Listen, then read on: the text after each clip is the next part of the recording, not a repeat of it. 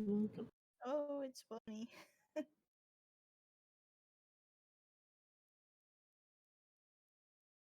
And we're live. Hello, hello, everyone. Hello. Lorelines episode 17. Today we're just doing a hangout session, taking a bye week here. We had E3, a few other things, and we have much update on that front. I don't think we're covering, but I wanted to say hello and welcome to everyone and just hang out with us for a little bit. We might even play the game together. Who knew? Wow. Hey, Bonnie. Hi. Hey. I was going to tell everyone you and Ayumi were running late and that Core will not be here, but you are here now. Yeah.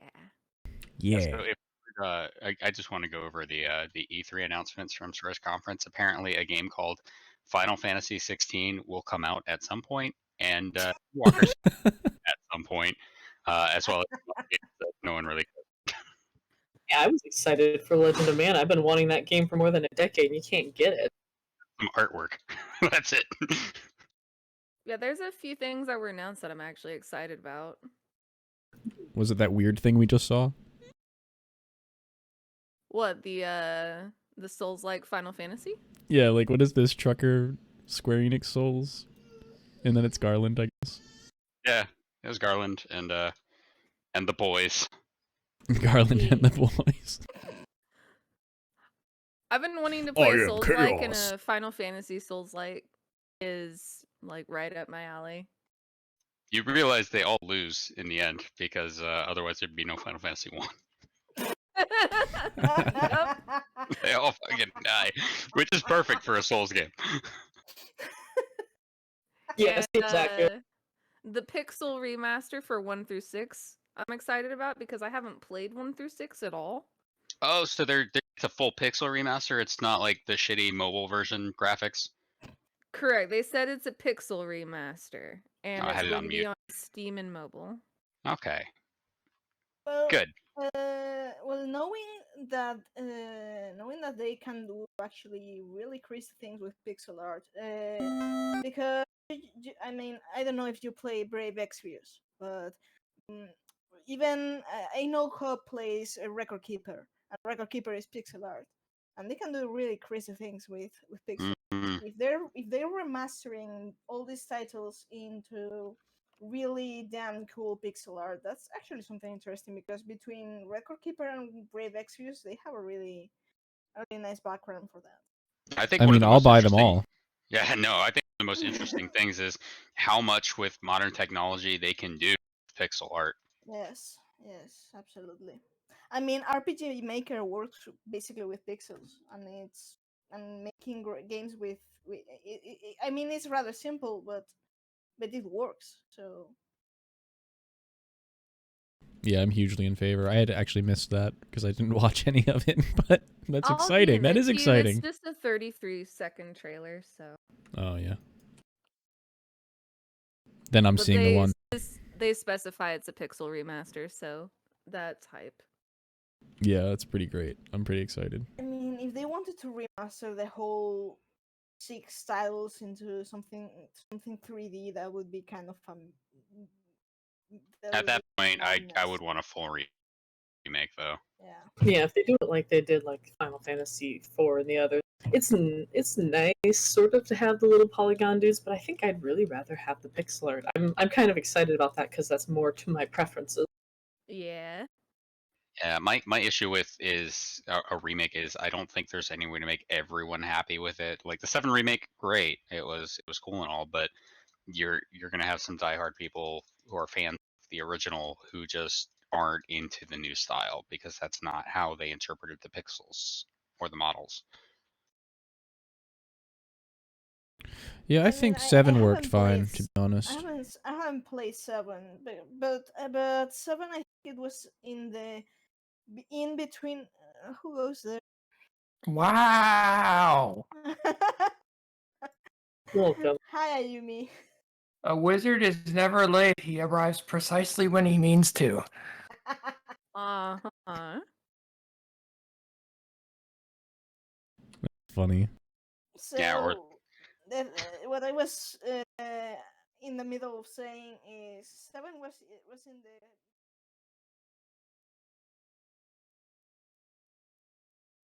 7 to 8 Oh, graphics wise. okay.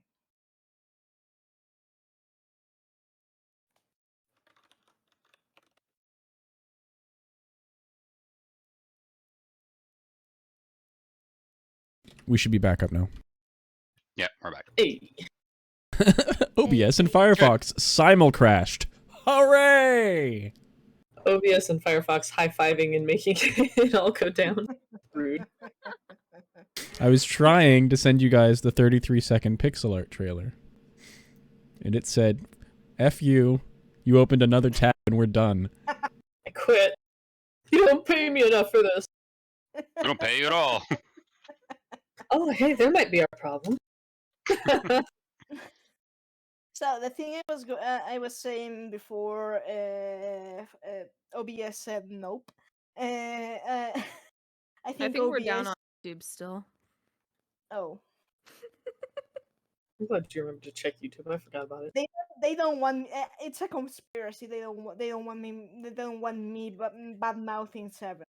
I see. Millions. You can badmouth that if you want. Yes, absolutely. But in my case, it's just basically spite.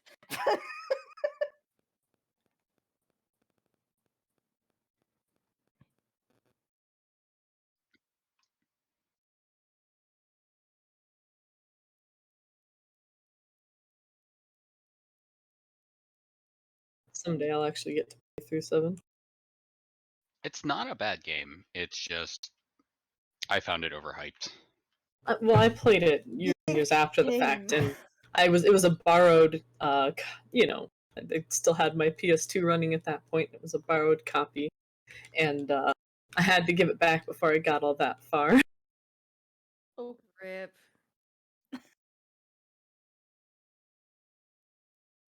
I haven't played 7. I watched the remake basically because there was hype and I was bored, so yeah. I played the remake because, well, pandemic shoved me inside. See, I could play the remake, and since I've only read up on the storylines and haven't actually played through, I'd be like, oh yeah, this is cool, this is great. I go back and play the original, I'll be like, the fuck? I kind of want to do that, but I can't. I can't justify buying the remake right now. My beard. I can't justify buying the remake right now. Maybe another time. The feeling I get from 7 is it doesn't have to be a bad game. It's just basically, like I said, it's basically me being spiteful. I'm just sitting here popcorning over the people who didn't realize that this was all about eco-terrorism from the beginning. Yes. But I don't know how to explain it to you. The very first mission you go on, you remember that is that. Yes, but at the same time, it's probably if people like it, it's because it's not a bad game. But at the same time, it's I feel like this is one of the titles that gets hit very bad by nostalgia fan base. And You have no idea. Yep. This Be glad you have no idea. Give me just a second. Yes. Yeah. If you want to just ask Soul. No, don't. Do not. Do No, not. Let's that's open before that me. can of worms. Just a sec, guys. Honestly, if this doesn't work, I'm gonna give up on YouTube today. Womp. And Twitch is forever loading.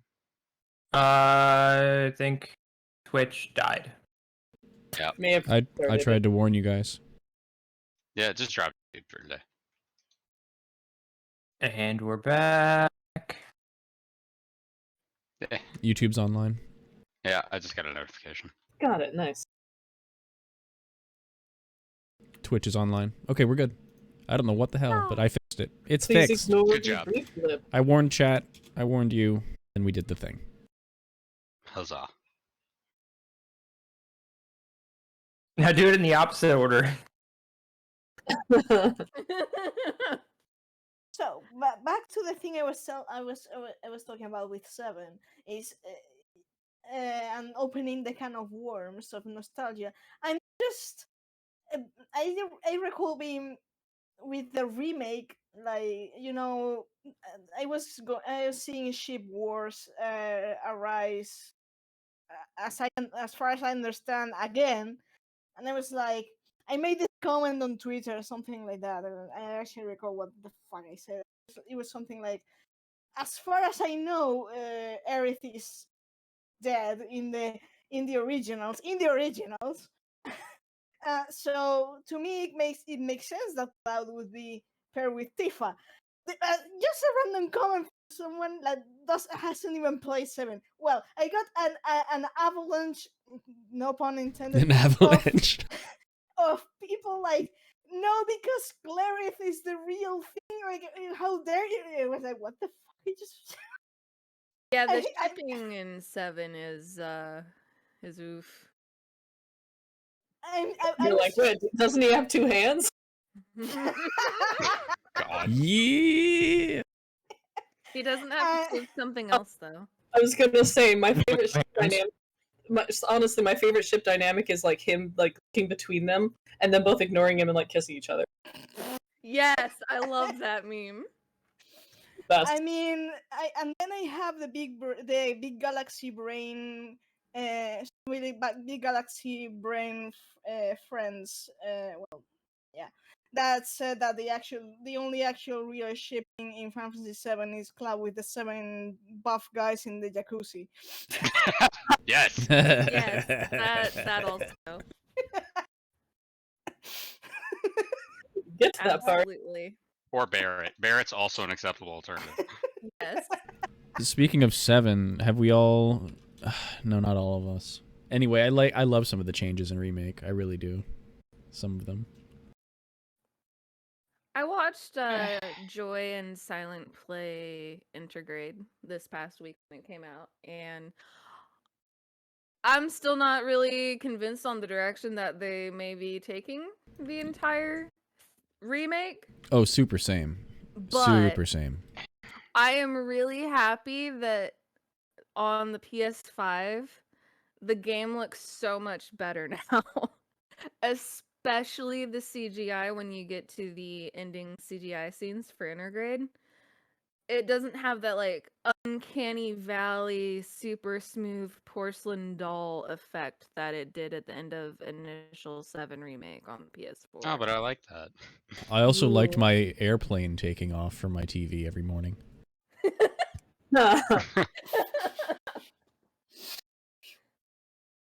We are at the limits of the hardware, people. Yeah. Oh, also the chocobos are fucking adorable. The important points here, Bunny. Yes, absolutely. So, as we're sitting here talking about 7 and other games that aren't 14, Sorry. I don't know. What do you guys want to talk about today? I want to talk All about we have 15 viewers.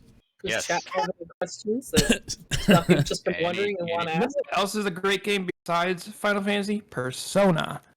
Persona is a good game. That's a choice. You I all know should nothing about only it. play it. Haven't played, so. Yeah, Persona 5 I better. enjoyed greatly. Tails. That one too. The last Tales game I played was Tales of Destiny. Also, Legend of Dragoon and Artgalad Twilight of the Spirits. Dragoon needs a remake, hands It down. does. Absolutely. I played that game in a Toys R Us for like 10 minutes and wanted it. If they remake Legend of Dragoon, I will scream so loud I will probably shatter every piece of glass in North I need that America. recorded. Bonnie becomes the Keening. Yeah, I will become the Keening. Sound more like. That would be me, but if Nintendo had the balls to give me Golden Sun 4. Oh yes, please. Give me the sequel to the number 2. Oh my god. or if they remastered or remade them for Yes. the DS or the Switch. Holy shit! Yes. That game and Tactics Advance were like my #1 handhelds. Ooh, we have a mean, question. We have a Chat. question, Kapaleka. The 12 are the gods of So- Eorzea, not the planet per se, but the legendarium of this region that we're supposedly from. And we're not entirely sure they're real, except that we have special things floating around, like Azem. So let's repeat the question if someone's just listening to this Oh, instead absolutely. of watching and they can't see Cobran, it. why don't you take it? The question was, who are the 12 again, and why are they important? Serious question. I skipped a lot of ARR cutscenes. To be honest, there's not that much in the ARR cutscenes about them. I don't There think. isn't, yeah. That's so true. Most of it is either lore book or let out through the story. You know, they'll bring up and say, "Oh yes, Nemea was the god, the patron deity of Nim, for example," and it's just a byline. But a lot of the 12 are tied to either current or past cities. We yes. also learn a lot about the 12 through the Astra Logan quest line, especially the early ones. Yes, the first ones that explain the cards and basically the heavens, if I recall. Because technically each one of the cards represents one god of the Two of them. like yeah, Naltal? well, they're named after one, but technically they represent two. It's kind of like the balance. Since Nila mentioned Alfal, then you are told that in the heaven of fire, there is a city that's built by Nalfal, and it's prosperous because the commerce and stuff is overseen by Asima, who is the goddess of. She's the goddess of the sun, but she is also the goddess of justice and inquiry. I got that right. Yes, I think I think you that's the two. It's the thing is by Azema, and then Naldthal makes it prosperous. But yes, well together whatever. they make the balance, the cross and the symbol and the constellation in the heavens. Yeah. And I think because, there is a lot of it that is in the lore book and not in the game regarding the 12, that's why we're going back in the Alliance raid and Endwalker to cover a lot of, who are the 12, what are they, and how fast can we kill them? ARR did a Because pretty if you decent. think about it, like Louis Swa invoked the 12 in the transition from 1.0 to 2.0 to try and stop the 7th Umbral Calamity. But even though we have that, really pivotal moment in 14, we don't know jack shit about the 12 outside of, throwaway lines and quests, or if you actually get your hands on the Eorzea Encyclopedia, things like that. We do know that they are an invention of Charlene, I believe. Oh god, no. I believe they're a little older than that. Oh, you had to say something. Bonnie mainly covered it. But I was going to mention about Louis Swa channeling the 12. Ended up with an attempt at time-stopping Bahamut, and when that didn't work, porting the heroes to the future. So, at least the conception of how the 12 operate as a community of gods appears to have some ability to do time-space magic. Wouldn't you know it? Louis Swa created our bubble. It's I a don't good think question. That's a thing of the 12, though, is it? No, It's the clock. It's 12 numbers. It's in this sequence of a 12, and he's using the magic that the The people Scions pray. use their prayers at the various shrines. They're not across exactly Eorzea. primals. No, they're not. No, It's a little more complicated than that. Yeah, it was like Yeah. an incomplete summoning. A lot of it, I relate to akin to how Elidibus summoned the Warriors of Light without fully summoning them, but still their power was there. Yeah, it really is like the word is the one you used earlier, or channeling, perhaps. We're invoking. Channeling. We're not summoning in that scene. Yeah, he was kind of towing the line, but as far as we know, and again, this could become... I'm sure we'll learn more once we do get to the Endwalker Alliance raid series, but as far as we know at this current point, he didn't truly summon them. But Gaius does indeed tell us in Praetorium, every time you run it, that the 12 are... At least you could create them as primals in that way. They will 6.8. answer. As long... Go ahead.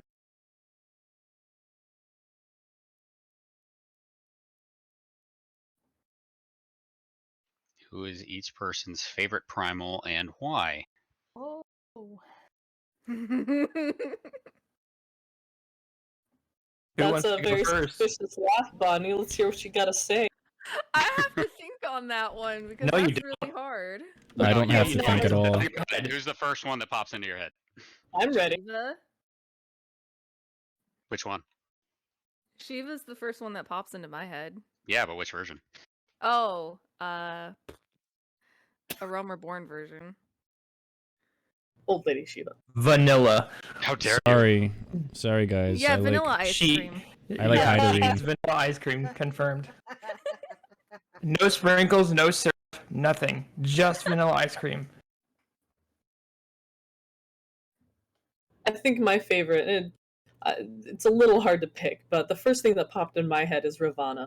I've always been like, cool, bug dude, fighter, Beat swords. him with swords! He has lots of swords, and Yeah. I think it's really cool. And like, he does a little fly up and dive down attack. It's cool. Mongolian Yeah. throat singing. Music is the best. His music is hands down the best. I love it.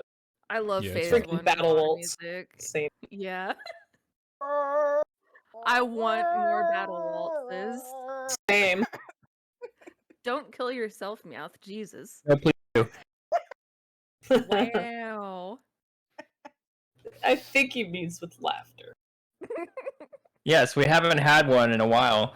It's true. Leave me alone. No. Tell us your favorite primal, Meow. Oh. I'm going to give you a clue. Sonic Boom! Oh, Alexander. Alexander's a really good one. Alexander is very good. Alexander's excellent too. Yeah. Alexander has been my favorite summon overall for basically since I know Alexander. So in 14 being this big ass primal that can also control time and summon himself, it's just so cool. I would have to say mine also is Alexander, because if not for the aesthetic, it's the music to go along with him. Oh yes. Another one with excellent music, yeah. I'm not going. Please stop me from telling how Locus's lyrics are driving me crazy. No, Oh you no, can they're please. driving me crazy. Fine. So how about Fow and Cobb, though? What are y'all's favorite primals? Fal, you want to go first? Sure. See, I thought Bond was going to say Zodiac, but High above your rivals. there are so many good primals, but I was really impressed by this expansion, and I hesitate to say it for two reasons, but I really liked Hydorine a lot. I know it's only part of the Shiva fight, and I know it's not the best choice because it's actually... Well, she is a primal. She is, but is it... You know, this is kind of like weird area, but I It's also the really same. liked when Garuda and Ifrit form up. Rack the pasta. Rock the Paksta is amazing. Yeah, that one's cool Yeah. too. So Oh, I know no, that's very it's not. Shadowbringers, but I liked those a And there's lot. so many details in like the Reen Heidelin outfit and stuff that are Yeah. just like, you know, big ol' hint, hint, hint. Mm-hmm. Yeah, I we do. didn't I get do a her. Zodiac version of that. We I may. mean- I mean, wait for it. Just I wait mean, for it. what the hell is E12 as Phase 2 then? I want Elidibus as like I do too. that That's fair. though. Yeah, I'll dress up a false if you don't at me. Don't give me ideas. We will give you all of the ideas, okay? And you will like it. You will accept it. You will embrace it. Historically, Miranda, did you get a chance?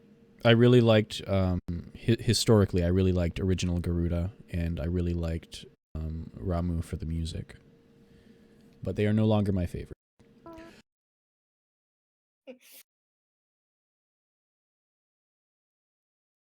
Bob, Right, your so, turn. for me, easy. Shiva, first Shiva. Footsteps in the Snow is still one of my favorite tracks in the game. Yeah. And just the whole aesthetic, the fight. It was the first time I ever did an extreme at launch, and I was like, I have to master this, and I did.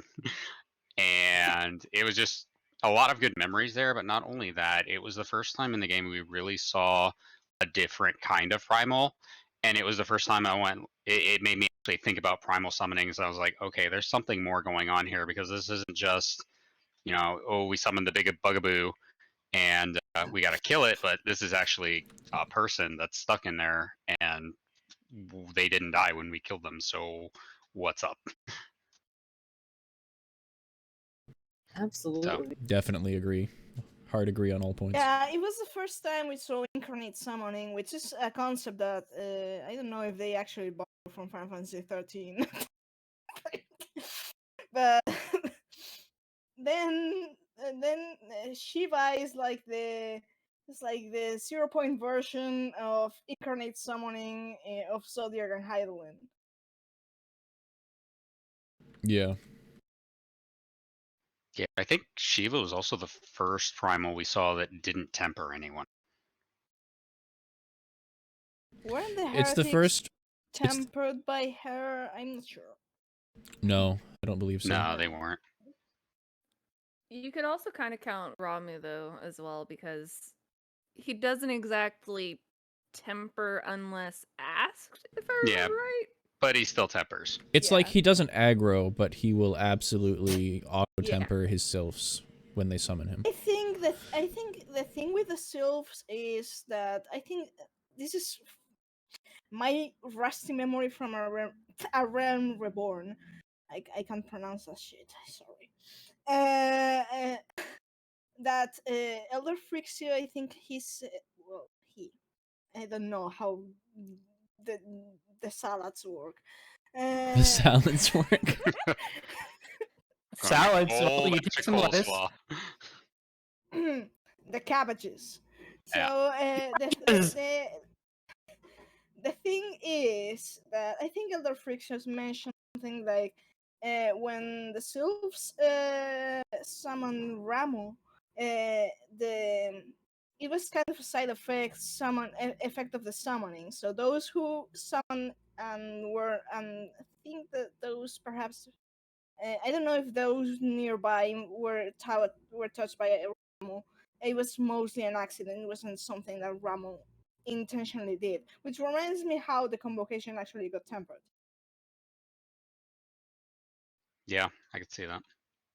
Fun fact, Banana, they mention, and Ramu mentions light and dark, quote unquote, in his when you initially meet him. There's some interesting there's an interesting dialogue when you first meet him. There he says, once was this someone remind me of When it. did When sprang this seed? calamitous seed? Yes. In the beginning, no such distinction existed. He was basically pondering when mankind had become violent, and he muses about it happening when light and dark cease to be one. Well, he spoke very specifically, not just about mankind being violent. He speaks of darkness in the hearts of man. And his wording is very precise and weirds me out because it's very specific. Like, what's hiding inside everyone? Well, if you aspect him too much to the light, something monstrous pops out. Is that coincidence? His wording is also like, it's so specific to a point like he was almost like there, but he wasn't. Mm-hmm. Indeed. Because he doesn't know, but yet he speaks of in the beginning. He speaks like he knew before and then afterward, but not at the time. Hmm. Yeah, he was one of the first, well, most I guess kinder than other primals, that because Ifrit was the first one who drops the hint. Actually, when you go back to 2.0, it's actually a bomb that you were tempered by Heidelin. But if it wasn't clear enough, then you go to the patches 3.2.3, and Ramu, when you first meet him, he's like, "Thine aura betrays the servant of Heidelin," and you're like, "Okay, Mhm. great." Which would be the soul aura, so Rama has soul sight. Indeed, another example of it. Well, he's a primal. Interestingly, both Ifrit and Garuda describe it as a smell, which is funny as hell to me. Sniff, sniff. Yeah, well, to be fair, I think all primals get a higher soul sights, perhaps, sense, because when Yotsuyu transforms into Tsukuyomi, she mentions specifically, I can't speak today. She mentions specifically. She says that now she can see the light within us, and that's a particular spark or something like that. And afterwards, I mean, when she is in her Tsukuyomi form. So I think that, of course, you kind of turn into a higher being. So, granted, but yeah, Oh, it's. I mean, you could say in Ramu's case, it's a full primal summoned by faith, but in Jotsu's case, it's like she's like Shiva. She's an incarnate summoning. so Sludge asked an interesting question. What if a Void Scent and a Sin Eater were to get into a fight? Who would win? My opinion is that rank is irrelevant. I have a thought on this, but I'll let you guys go first. My theory is that in the same way that the light of the first was like painful to M itself, that they would be like their presence would be painful to each other. Probably that's just a guess, though. Of the same rank too. Mm-hmm. So Nice. let's even pretend like on the same rank of for shits and giggles today, since this is a chill hangout session. Let's pretend the Cloud of Darkness got into a fight with another Sin Eater of the same power. The Warrior of Light. Warrior of turns to Sin Light Eater. turns into it. Thank you. God damn it. I was going to say Eden, but Even would work too, I suppose. Banana, I read that as ice cream aspected Aether. I want that. Nom, nom, The nom. Warrior of Light would win because he's been rejoined 8 to 9 times, depending on timeline. You basically get the World of Darkness. It would make a big mess, honestly. A fight like Make a that, big I can't mess. imagine would go well. Are we talking about ice cream still? No. No one else is thinking about ice cream. No. So my thoughts on Sin Eater and Void Scent of the same rank getting into a fight. The winner would be us, not as the Warrior of Light, but just whoever else is in the area, because I feel they would cancel each other out and return balance to the Aether in the area. It'd be kind of like matter and antimatter just coming together and exploding. They would both die, and we would win with very fertile land. So it'd be great. But he said Void Scent and Sin Eater. Yeah. So we're neither. So let's. they would. Maybe they would fall in love. I do lot. No. Down. wonder if they'd be as driven to immediately fight one another as Zodiac and Heidelin seem to be. I think that was more directed. So Heidelin's Possibly. mission was to attack Zodiark, and Zodiark You know- just defended You himself. know the worst part of this. Now I'm intrigued in drawing a ship, a shippy do it. artwork I of need the, this. of the Cloud of Darkness and Innocence. Yes. Do it. Do Holding it like hands Coward. loosely. like a yin and yang. Yeah. I just Nice. heard, yeah. Right, if we hold hands, Baka. Artwork? Go. It'll be our new splash art. Oh no.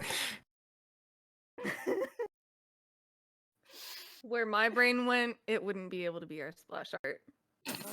Maybe No, on a Bonnie. different channel. Bonk.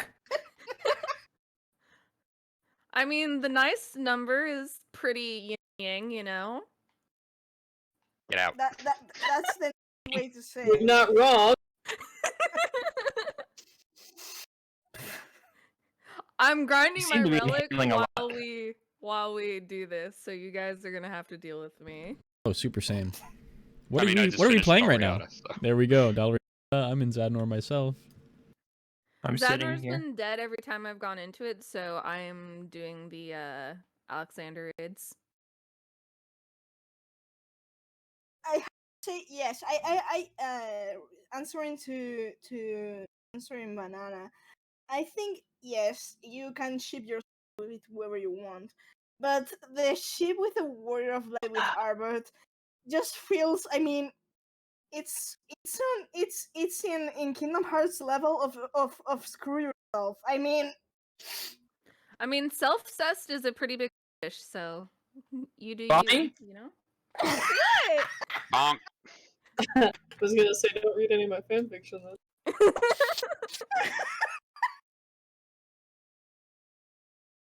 Yeah, Where's our- exactly. You gotta where's our love counter? yourself, man. Where's our Specifically- counter? Specifically, don't go read Everglow. Or The do. giggles. Or question mark? It's based off of the song. I got this the title from a song I was listening to. I'm way more comfortable with monster fucking than with self-this. Just Okay, we're off Okay, topic. we're off topic. Someone please give us something to Driving talk. back. Save us. Instead of driving the opposite on the opposite side of the road, we drove down. Through the road, out the side. Brothers, save us before we fall.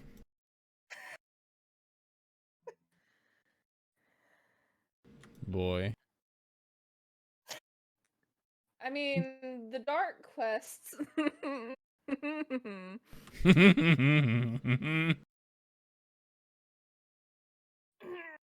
Down, Bonnie. You are the darkness. You're adding one more death than you should. I think No, we had one earlier. you really want to up. You really want the counter to go up. I see. Yes. Which convocation ASEAN members we haven't met are you excited to meet know more about? The dude. The dude, yeah, for The sure. dude. 100% the dude. Halmarut is Unsurprisingly, my clearly answer the is dude. all of them. But I specifically, we haven't gotten a peep about Dodalathon yet, and I'm exceedingly curious about that. I also I'm feel like curious. Pashtrot deserves to be wrote. I can No. barely hear you. I'm sorry. I'm not trying to talk over you. Pashterat needs to appear on screen, have this big epic questline where he never says anything, he's just there. And then when finally he's about to say something, Fandaniel comes up and stabs him and he dies. Please he go- never gets to say a word. Please go watch the great work. It's great. It's great.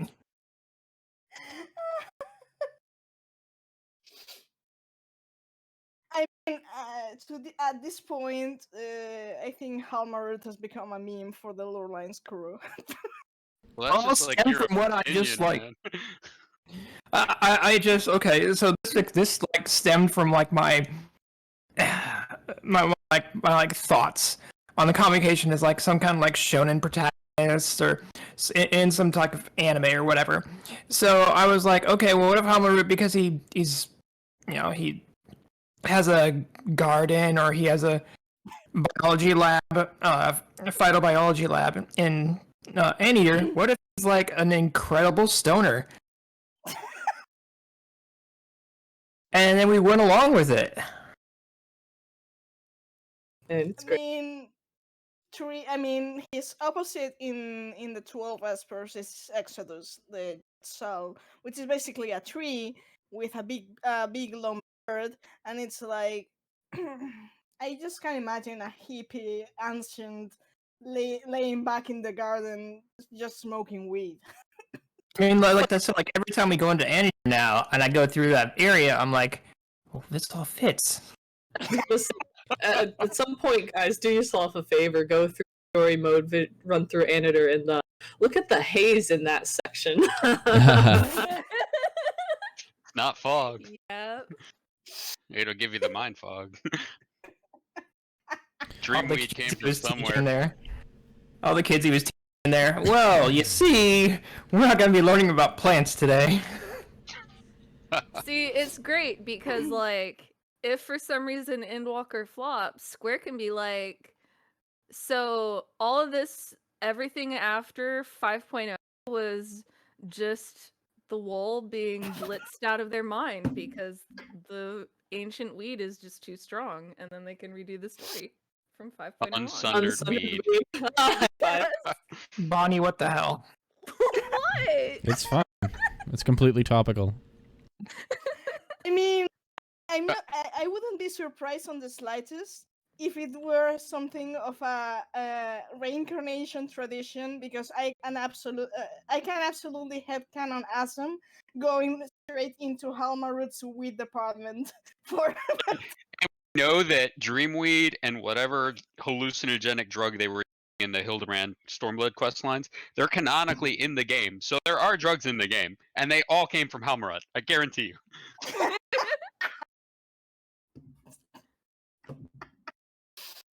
Whether they're on the first or not, they came from there. That's right.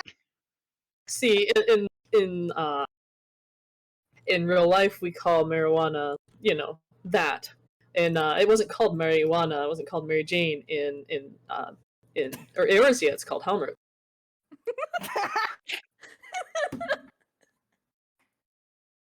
Jesus. Yes, he's a chemist confirmed. A chemist, yes. Yeah, where are the quotes? We need quotes around that chemist. He's the ancient's apothecary. It actually sounds better. Hey, when you put it like that, it sounds kind of official and important. Yeah, Right. and totally legal everywhere. I want to see a little bit more of Ultima just because of the Evilise raid boss. Like, I really do. I want to see what's going on there. Thank you for Actually- reminding me, actually, because I was gonna say them as well, Mm-hmm. because it's still very interesting to me that we don't have a sign of late title for Ultima. It's just Ultima. Like Elidibus is just. Because Well- suspicious. because in the 12 universe, Ultima and Zodiark do not have an opposing sign. It's Right. not even exactly them. They're not even the opposite signs even. Precisely. They're just named, and then they're the like Zodiark himself has an epithet, but the opposing there isn't a thing. Mm-hmm. There's just no sign of light and opposition. It's just Right. they imprisoned him because they were Yes. worried. Yes, Interesting. Elidibus is named like that because in Final Fantasy Tactics, the holder of the Ophiuchus aura site is a sorcerer named Elidibus. Correct. And he is technically the host of Zodiark, but not exactly. I mean, it's implied that Zodiarc doesn't work as the same the other Lucavi, mainly It because doesn't seem he's like- probably not a Lucavi. He's just in his cave, chilling until Ramsa and the party go searching for a site. Nah, they're No- gone. Another interesting aside on Ultima is that only 2 pairs of convocation crystals are touching in the arrangement they have them. 2 that are Rude. touching. Yeah, I know, right? It's Mitran and Logriff are touching, and Ultima and Elidibus are touching. So that's weird. And it still bothers me. It's weird in They didn't just 14, throw them but out it's randomly. They arranged them with care. I'm sorry. yeah, it's Yeah, weird in absolutely. 14 lore, I guess, but it's not weird when you think about the original source material at all. Oh no. Yeah, well. So I'm so salty they didn't have La Habrea and Yorm's crystals touching. I did notice that. I wonder why. Well, mean, it's fair because later when Olympus is grabbing the crystals, he grabs specifically Lahabrea and Iggy. So fair. They're the ones we saw in the flashback cutscenes from him. Hmm. So I just see Banana Chibi posted Ultima and Amarylov, and I'm just like still salty over Amarylov and getting wasted in Eureka. We didn't even get to see her. Off-screened, yeah. Although, wasn't there a note about a post-Eureka, presumably reascended MRO somewhere? Considering that the Eureka stuff takes place in the past and that Chrysalis scene would have been afterwards, it's either it didn't do her in or she was reascended. Because they dipped the Isle of All into the live stream in 2.1, and in the 2.3 scene is where we see all of the convocation together as Ascian. Yes, but that's kind of weird because at that time the Isle of Vol was nuked into the live stream. It's in the same frame of time in which Emperor Solus dies, and he's basically taking a nap in the rift. Yeah, I don't think the live stream stuff applies necessarily to Ascians. I wasn't sure. Yeah. Yeah, it's inconclusive. What I mean is that if we assume that Emmet Silk was the Ascian responsible for ascending other people to other Ascians to their seats, because he is the one who has the crystals, it would be incoherent. So maybe it's a retcon, or maybe I don't know, because like this cutscene is 2.3 and Eureka is Stormblood content, so he did do that for Logrith, but we don't know if he did it for all of them or if he just happened to like pull the short straw, or if it was just his turn or what. We have no idea. That would also be one possibility. Banana says maybe the trio is in charge of certain members. If they have connections to them, that would make more sense. I like that too. Yeah. There's a number of ways they could retcon it or make it fit if they want to.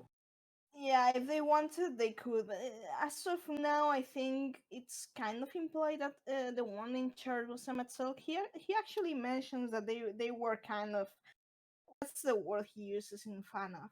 FANAF, he says something about that the Ascians are currently rather understaffed. Yeah, he says they're short-staffed.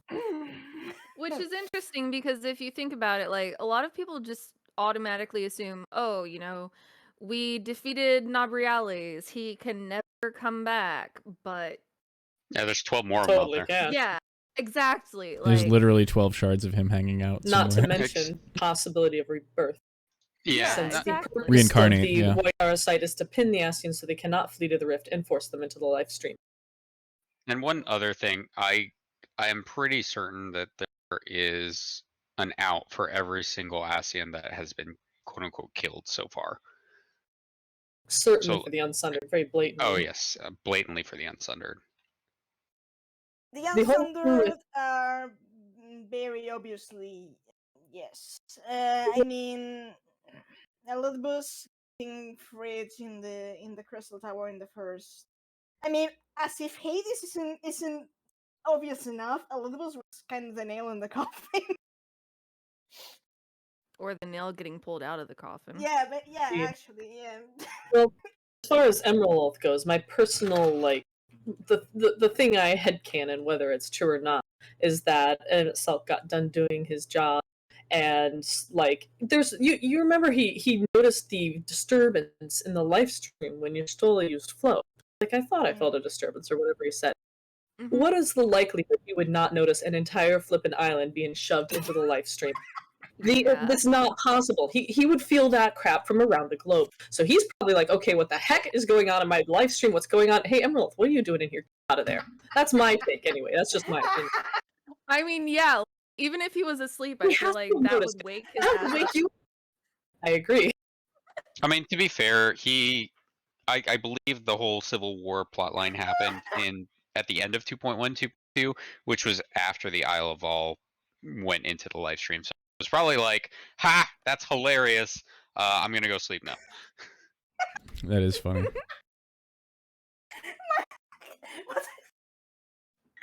and Mouth is dead. Yep, another one. All according to Keikaku. A kickapoo? According to what? Oh my According god. to a town in Michigan.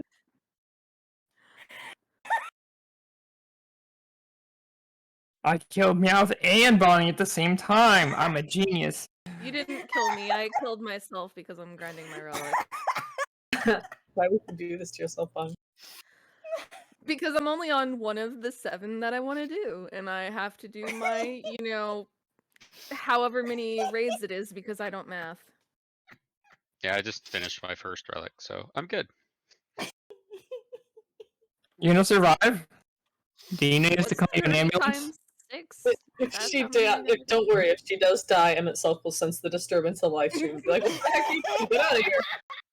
But we know also that the only reason he pulled Stoll out was to be a show of good faith. Otherwise, he'd have just been like, that's the way it goes, because They- that's very much the ancient viewpoint on things. Don't rob them of the agency to learn from their experiences of dying and forgetting literally everything.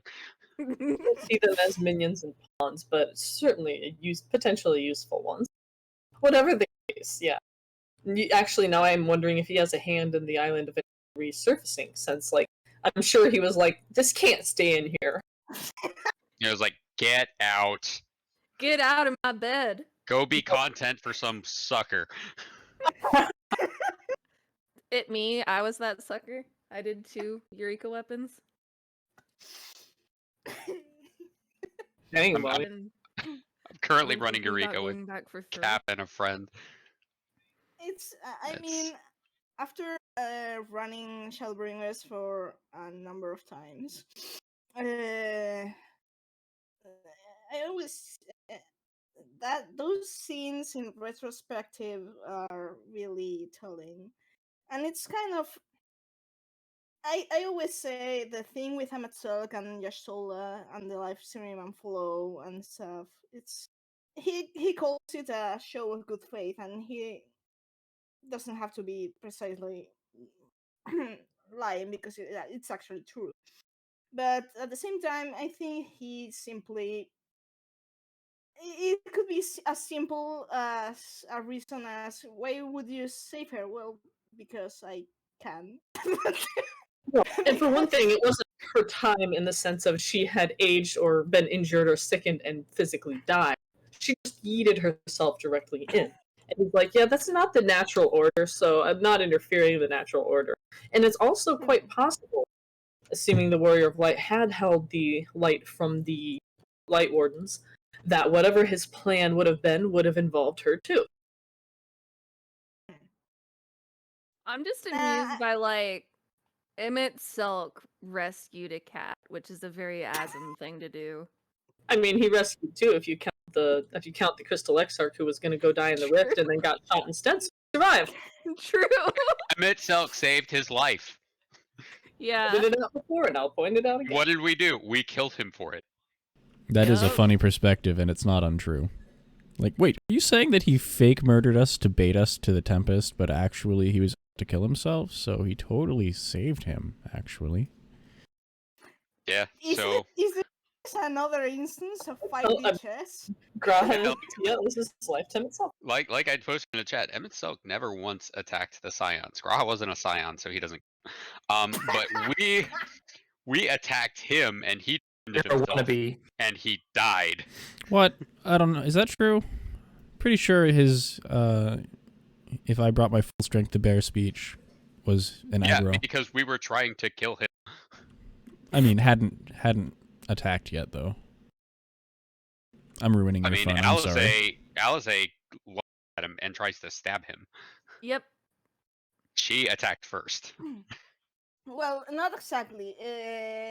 When he says you prevailed, but nevertheless, and he simply, well, it's actually more like He just a snaps his blast. fingers. On your butt. It's just he's more- it's more like the weather, really. Yeah. It's just the weather. Look at you, I'm apologists. kidding, of course. It's a show of power. I wouldn't Call it call it an Whitebeard from attack. One Piece. Yeah, I agree. It's just a way to make a point. So it's like you're like, he's illustrating a point. He's not even harming the science with that. He's me go ahead and bring it to real life, like fight, defense, and fit martial art technique. If you can avoid a fight with a show of force, that is superior to having to win the fight. Straight up. Yes. If you can intimidate the enemy so that you don't have to fight, that's more desirable for both them and you because nobody gets hurt. Yep. He was trying for that, I think. Yeah, I agree. I agree, and he is as Solus. Kanisen actually mentioned Solus was a brilliant strategist, and we know Hades is a brilliant strategist. So in his book, that would be reasonable. He's been a leader, and he's been a military leader as well. So Yeah. He farted and knocked them all down, and they still didn't get the hint. Aesthetic counterpoint and entirely an opinion. This struck me as a rehash of the very common Final Fantasy trope of going to 1 just before the final boss fight. And so I know that nobody had to heal up or bubble or anything, but it struck me as like at least trying to establish that kind of I can't think of the word. Somebody invent the word So that to I know. make you feel like the underdog. Absolutely. I think Correct. you're correct, yeah. Yes.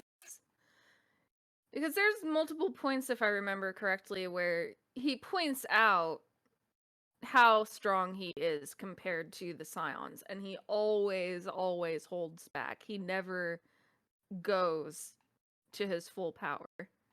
Yes. this is We actually never truly see his final form. That's actually rather funny because when he introduces himself, his first words are to say, "Well, I actually using an illusion because I wanted to have precautions before a famous and Slayer." And when he goes into Raktika, well, the light is actually weakening me, so nah, I'm not going to fight. I'm not strong enough. And then you get to that point, and you're a fucking liar. I mean, not really, but it's like He's lazy. yes. The It's like, I gave up my nap time for this. The final Precise. sequence of Hades normal is an AoE chokeout where he's trying to extinguish the light with all of his might. I don't know that he does that. It does seem like he pulls a punch. We've talked about that before. But the battle mechanic, at least, Have is we pretty gone strong. over my initial thought of what was going on in that when I first did Shadowbringers? I don't think so. At least I don't recall. So my very first impression of that scene, and I was pretty set on that for at least a year, was that he was trying to forcibly cancel out not only the Light Warden's light, but also, in theory, our tempering to Hydaelyn. And that's been cute. my current assumption. I'm not completely sold that the Warrior of Light was 100% tempered, but I feel like if we were, that was when it got removed. Because all the dialogue and the visuals and just everything about it screamed that he was literally trying to squash it. Hey Bonnie, hey Bonnie, hey Bonnie. You remember what La Habrea says? Like a parasite, she must be burned out if our old friend is to recover. I actually think it's a possibility. And I'm tying this to 5.55 because they bring Kryl and Yestola bring up the thing about when was the first time you heard Hydaelyn? And you're like, she left me in red in early Heaven's Word. But the thing that to be heard, Hydaelyn Barvena has to actually, instead of going into our minds, she has to manifest herself physically. Perhaps means that she no longer can enter and hijack our minds, meaning we are no longer tempered. Perhaps this is big tinfoil hat, but I don't even know if I explain myself. You're implying that it happened back then. That is also a possibility, though I don't know what event could have caused it, is the question to me. Yeah. Since we seem to get it back And then she tells us one thing, and then it's like, bye-bye. Yeah. What And scene She's is like, that La receive Habrea my line from? blessing once more, and then that's I think that's basically at the end of last. the Praetorium. Hmm. This is at the end of near the end of Husband's Word. Yeah. Yeah, In the the end of fractal of Asis's Law. continuum. No, I mean for the La Habrea one, where she must. It says that she's like a parasite, and it's a. Oh, you're going back to that. Okay. Oh, yeah, yeah. sorry. If our friend is to recover, that part. Okay. Indeed, I just feel like Sorry. it's a very interesting wording he uses there.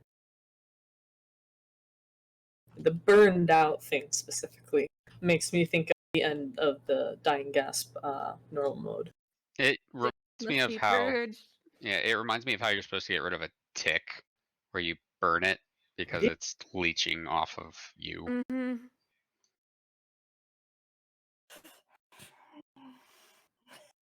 So that fits with the parasite. Yeah, I 'Cause don't like she's- I don't like the image. She's sucking up all the aether. That's why the souls are weak.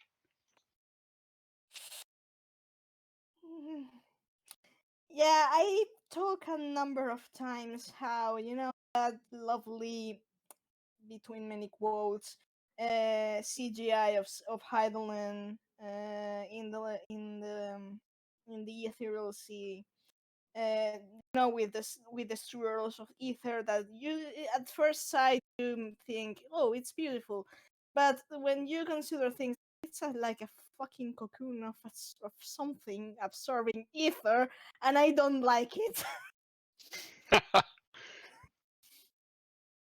I mean, if Yeah. you check that, you would be no. reminded of like spider webs, when like a big cocoon, and the threads of whatever the cocoon actually makes uh, in the walls.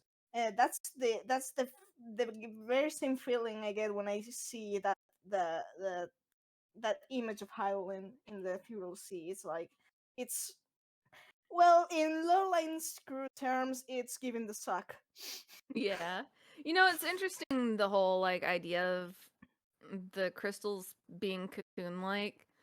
When Heiderine just completely loses her shit, she does cocoon herself in ice, light, crystal, whatever the fuck that needs to be smashy smashed. I think it's a Yeah. crystal of light. I Well, I think think so it's too, but it's also very ice-like, and could be both. like light The and ice are, both on both. True. So it's like the I pull the attack next mage ice block. the That's attack true. she's charging up is Endless Ice Age. So I think it's ice This based. this puts in something very interesting in my mind. The light, it's too much for her to bear, and then she loses control and tries to make everything whatever. And now I'm wondering what would happen if the light became too much for Heidelin's original summoner to bear. exactly.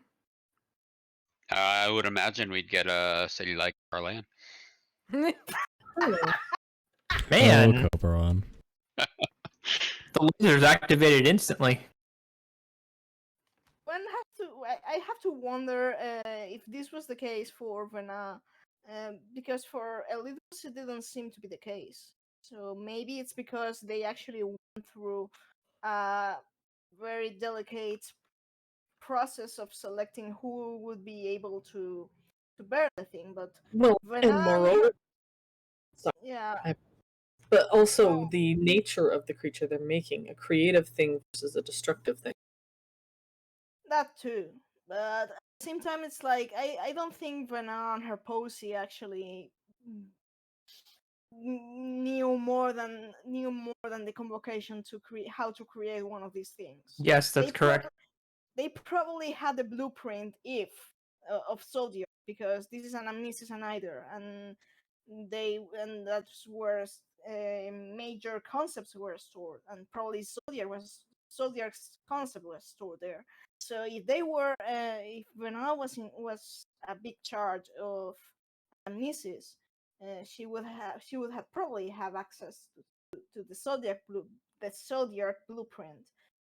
But one thing is having the blueprint, and quite another is knowing how the fuck it works. Precisely. Going to Banana Chibi's statement, wasn't Gaia the original heart of Zodiac? She was going to be, but they instead selected Elidibus, who was the child prodigy. They saw something more in him than they did Gaia. Well, child prodigy is a theory. Yes, that, all that. It's inexact. Is not a child. He's young by ancient standards, of course. Do you all recall the original face they used for him in the Heaven's Word data mine? The Japanese term, I Seinen. think. Yeah. No, not the word. Face, I'm it's talking model. about his face Oh, in oh, the oh. data mine from Heaven's Word. You better believe I do. I think So I he's do not. he's not an adolescent, but he's definitely a young man in that line of his Yeah. human form. They Well, chose not they at chose all, a but- younger adult hero face, which is Interestingly, interesting. Elidibus's data up until 5.3, when they changed his face and then never revealed it, which isn't weird at all, is actually it's straight ones unless you need 2 data points, and then it's a 1-2 matrix. The first digit of his thing is always 1. If there's a second one, it's 2. Definitely a placeholder of sorts, anyway. Mhm. Yeah, because they just can't give us OG Warrior of Light Elidibus. I mean, At the time, they didn't have the hair. I think pretty much everyone had canons Elidibus at this point, looking like OG Warrior of Light, and I'm completely fine with it because I really simp for for him. So. I mean, I have a little statue of the original Warrior of Light from Dissidia sitting behind me, and now, after 5.3, every time I look back, I'm like, don't you start something.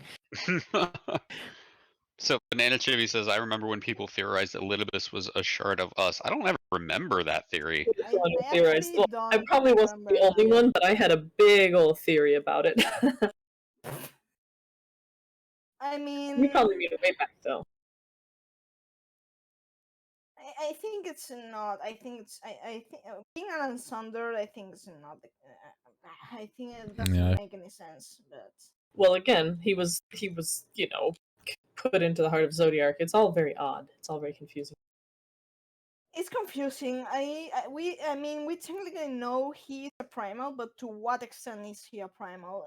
Indeed. I think I get the feeling that the only primal thing in Elidibus, well, the only kind of, probably affected his soul, but I think his body was the primal construct, not the soul. The soul kind of untethered itself from Zodiac and then made probably a primal prayer body of sorts. Like it's a construct, you know. And that's the feeling I get. And when Graha actually uses the crystal tower, I think what it does is basically burning out the primal how do you call it the primal Energies envelope, are ether. and then it releases the actual soul, which is what goes into the crystal tower. That's the film I Look get. out I the- could be very No, wrong. Bonnie, I hate you. No. No, that is so cursed. Depressingly, it is a pretty accurate way of putting it. I think that's more or less what they were showing us with all the dark, and then it sort of evaporated. But then he was still there, the core, and we saw what looked like a soul. I was actually, prior to 5.3, very curious because they'd said something about doesn't he look soulless or something, apparently, and I'd fixated onto that. I was curious if he even had a soul, and I guess that answers it. Yes. Yes. And it actually reminds me of something regarding Final Fantasy XII Revenant Wings that I read the other day while preparing the script that I haven't yet started because I have this blank file syndrome, but I was reading that and I was kind of there's something in the back of my mind wondering why exactly Elidibus kind of lost himself when he became, well, not when he became Zodiac. It's more like when he became a primal. Because we actually don't know how Zodiac or Elidibus was when inside Zodiac. Absolutely. It's something I've wondered about too. Like, why is it that releasing himself from Zodiac causes the memory to fade over time? Did he just not have enough ether to maintain his memory? Was he, in the same way that when a person is starving, their body will burn muscle when that runs out of fat? Was he forced to burn his mnemonic ether just to survive, to continue to exist? Like, I have no idea. I have a completely separate thought about this, actually, which is that perhaps this is the natural state of things given an extremely long life, and since he never once looked at his crystal, he could never remind himself over 12,000 plus years. But Yeah. it could also Such be a something. mistake. It could also be something to do with the primal, which is a thought I had before as well. But it could just be fundamental to mnemonic ether and the way memories work. Like, as you're living through 12,000 years of extra time, maybe you start to forget stuff. But I do, maybe I do not think too. that not having a body probably contributes because, most people's mnemonic ether is inside their body. That's how we see That's right. Asians access their memory and their knowledge, such as Fandaniel being just putting on Asahi for a minute. Yeah, I do want to. using Emmet Silk as an example is not the best idea because Emmet Silk made painstakingly great efforts to remember things, so he's not the best example in this. Right. I do want to point out something you said, that Elidibus was a primal, and it reminded me a lot of Final Fantasy VIII, where the guardian forces or primals in that game fed on memories instead of ether in order to manifest, Something, basically. yes. And so as Elidibus just continued to be, I think he was just feeding his memories to maintain himself, basically. Totally possible. To bring up what Banana Chibi says really quickly. She said, compare him to Yuzail, who thought she was Lady Iceheart. Thought Yuzail truly believed herself the reincarnation of Shiva. And later, Hraesvelgr reveals, no, her soul's with me. She's right here. You're someone else, something else. Yeah. Mm-hmm. But yeah, that's a very good point. I like that. And Wings of War also has a question. Is Vena also in the same mental state as Elidibus? That I would love to know. It seems like it would have to be the case. After all, she based her assumption of ever the form I take shall be my own on Elidibus's own existence, on what he became after releasing from Zodiac. So it seems quite possible. Yeah, and we don't know if they would even have, an equivalent of the Convocation Stones for Vana. So. Indeed. To what exactly would translate Vena being in the same mental state as Elidibus? Because in Elidibus' case, what remained seared in his soul or whatever was his duty to his people. That he certainly remembered. He didn't remember exactly why, but that was basically what kept him going. But what's exactly what would get Bernat going? Let me It's because postulate something. Oh, sorry. Go ahead. I have a theory on this. It's like I think it highly depends on the motivation and basically the programming of the primal. But if this is the case, then Vena would be driven by Something. darkness. She's basically she could be an incarnation of Xehanort for Consider this possibility, though. Assuming that the glowing figure we saw at the end was indeed Vena, which seems the likely thing, though we don't know for sure because they haven't had solid confirmation. What did she say to us? The future of the star is in your hands, or whatever exactly the quote was. Mm-hmm. The fate of the star is in your hand. It was fate, okay. Because I think she's been dallying with fate if there is a connection to Sharlayan, it's probably via those white veils, representative of Nemea, the spinner of fate. Or yeah, right? No, I'm doubting myself. Nemea is the spinner, yes. So I've been picking up fate hints since like 5.2, 5.3, and I'm trying to see where it's all going, and I haven't got a solid vision, but it's definitely going somewhere big.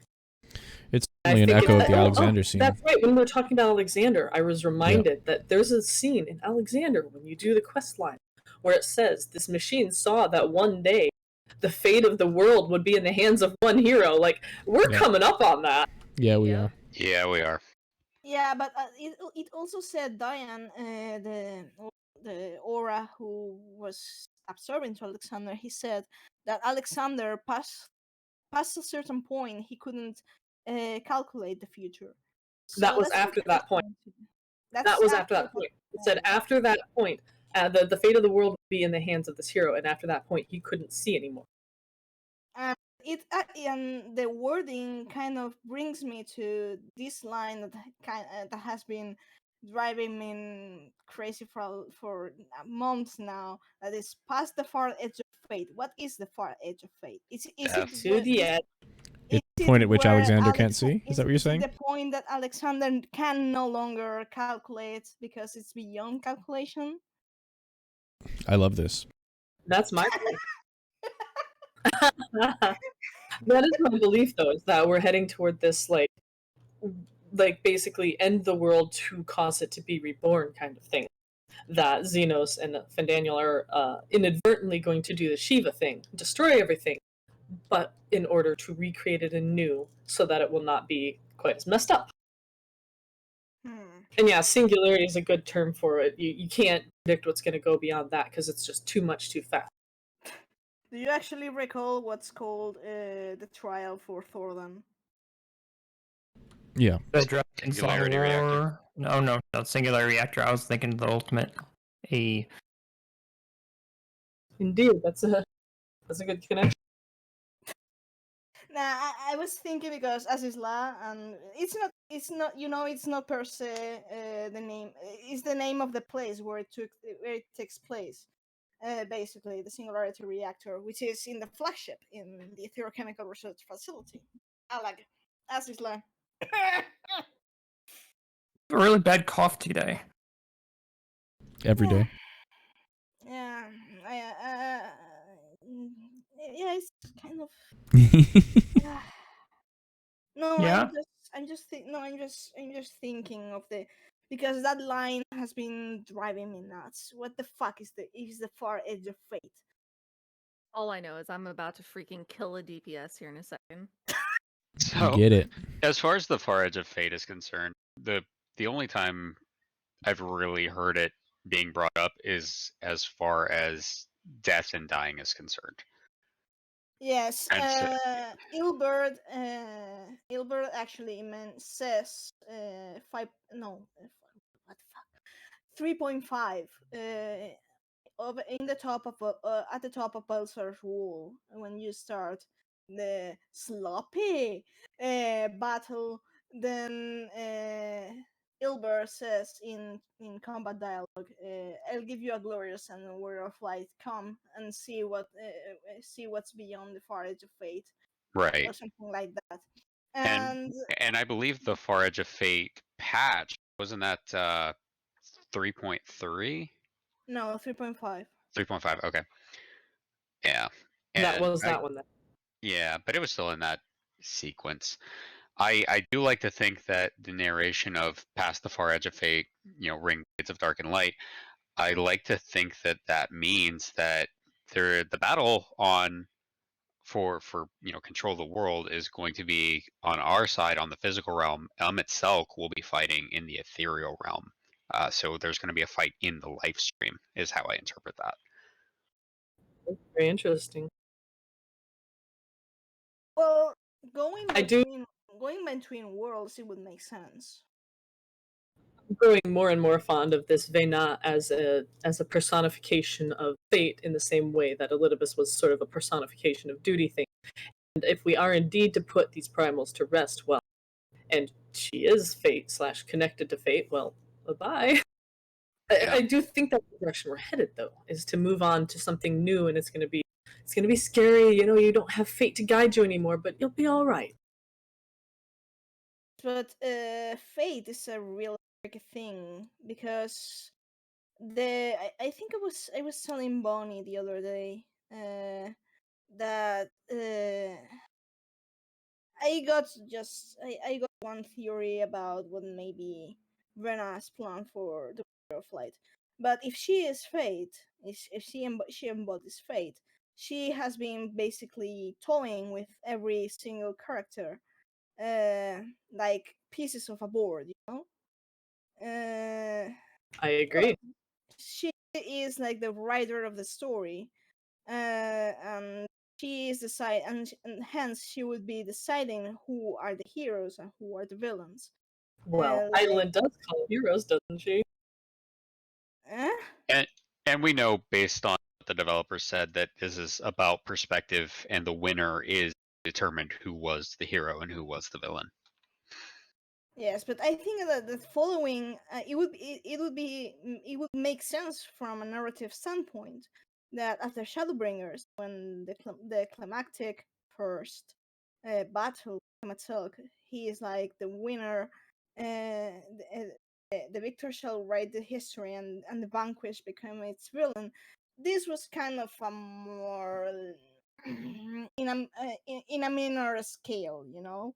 But then, if we got Vena meddling in history, something she has a precedent of doing in Final Fantasy XII, in the Ivalice universe, going by parallels,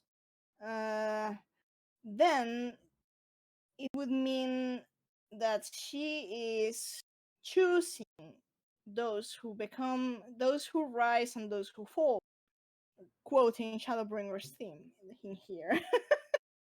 And I think in this matter, it's the point of the Sundered and the Ancients to join hands and say, no, this is beyond heroes and villains. This is about the star, you know.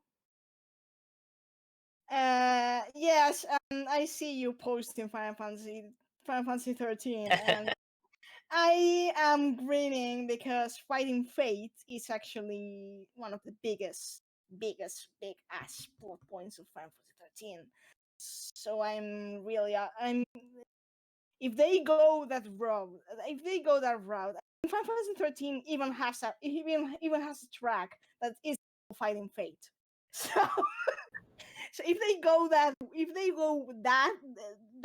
that way, I'm going to be like, please give me Final Fantasy 13. I mean, they have been given Final Fantasy 13 for a long time, but with the end of the world stuff, and if fighting fate becomes a thing, I'm fully expecting it to be to be there. Anyway, yeah.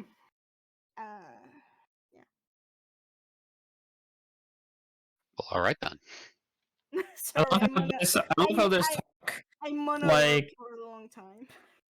I love how this talk immediately went from like out of game to in game stuff. Couldn't help it. No, we really couldn't. It's just a taste of the madness that usually goes into our Discord.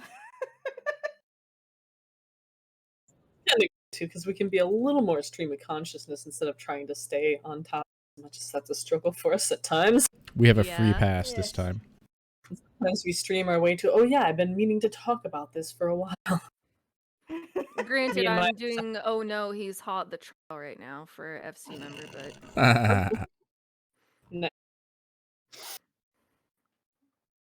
Oh no. My favorite thing to do in Innocence is when we get close to the transition, be like, wow, you guys' DPS is great, nicely done. Because I'm like, Oh, but I actually remember the first days of Innocence. That it was like it was I was having Vietnam War flashbacks of Shinryu's first. You're in Vietnam? Wow. wow. those Oh, those no. flashbacks of We're gonna die. Of I'm like, Okay. is she gonna say he's hot? Like, of yeah, Uh. sorry, Bonnie making weird noises, kind of. kind of wow. no, she's like, oh I w- no. I lost my place. Do it again. Definitely not. No. Do it. I mean, I think we might actually live, so it's fine. Survival. Everything is fine. Everything was not almost fine. Your Mac privileges are about to get revoked. This is fine.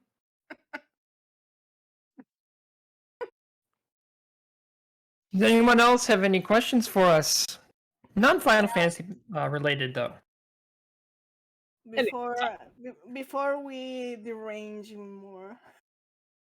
Derange. Oh no, I'm always doing. Same. No.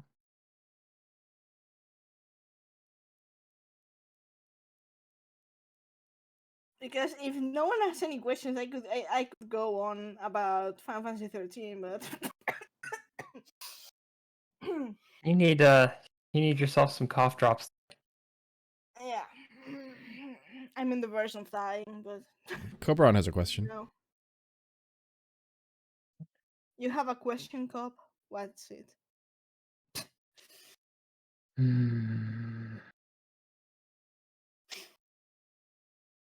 Well, you see Hawkeye Yeah. and Cassian's at the end. Halloween. Haunted house aesthetic. And craftable instruments. There you go. And the reason I like it is because of the meme that spawned FC from the name, which I probably shouldn't repeat in stream. That bad, huh? Yeah. Why must you ruin everything? How's that Because- ruining? I think that's great. Yeah, exactly. I Ghost actually dread the moment I go into leveling roulette and I'm like, please, I have a set of dungeons I really don't want to get, which are basically one that actually loves popping to me is Cutter's Cry, and I'm like, why? Why? I mean, Because giant ants. Bonnie, I'm about to mute you. Hey, I didn't even say it out loud, okay? Mm-mm. Well, Banana Chibi asked, what's your favorite dungeon? I think that's a good question. Does anyone have one pop right to mind? you mean besides Hammeros? Yeah, like Yeah, both. Calm down. so if we All right, don't not- count not- Amazon dungeons, my favorite dungeon is Swallow's Compass. I hate For swallows. good reason, right? Hi. I love the music in there and I love the aesthetic. I do like that one a lot. Oh my god, it is really good. And the gear's nice. Plus the Mhm. fact Gear's you get to great. fight Sun Wukong at the top. Indeed. Mythology nerds rejoice. It's hard to... Give me a sec to think of my favorite dungeon. Yeah, I'm struggling. I'm like, well, okay, I can narrow it down to like Not a lot. 5. I like a lot of dungeons in this game. It's one of the reasons I've really stuck with it. It's just a lot of them are interesting or fun or have that one thing that's cool.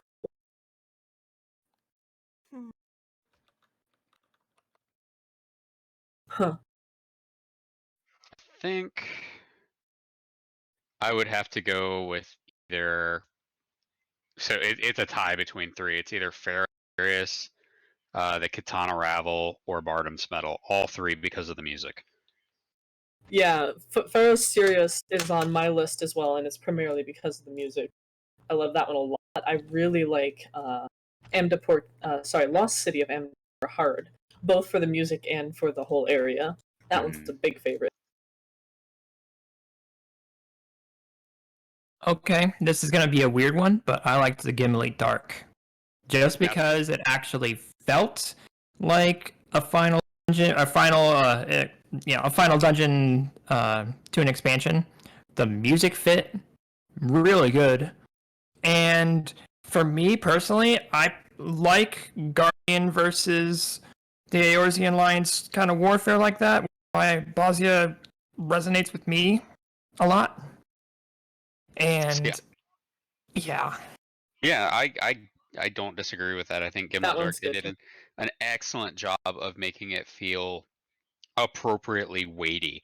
So music, everything that was going on, it was very chaotic, but you could still understand everything that was happening.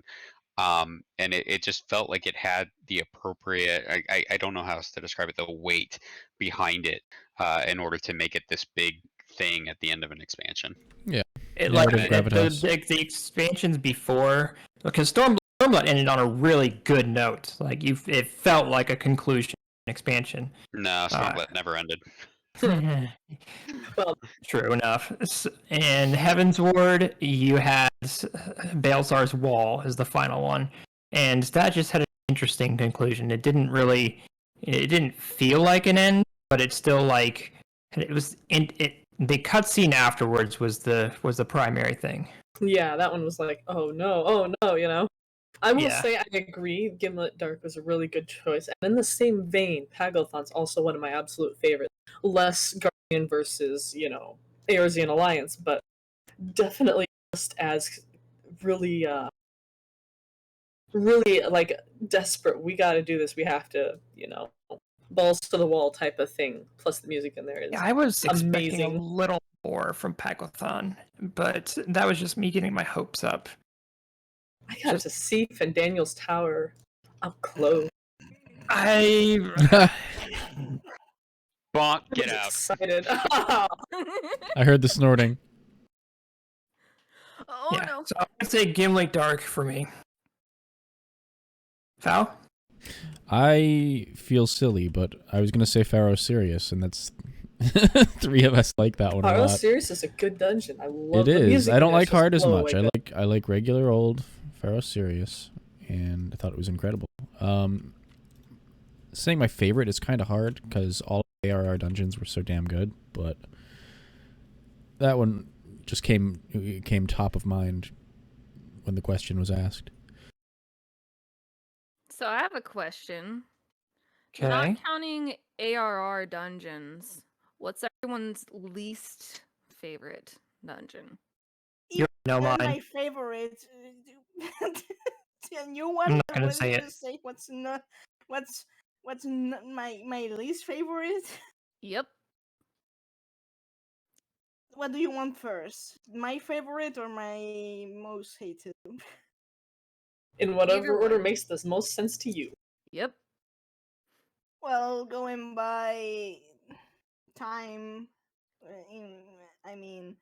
I have kind of a tie because I can't really decide because in terms of the meaning of the dungeon, I think my favorite is the burn.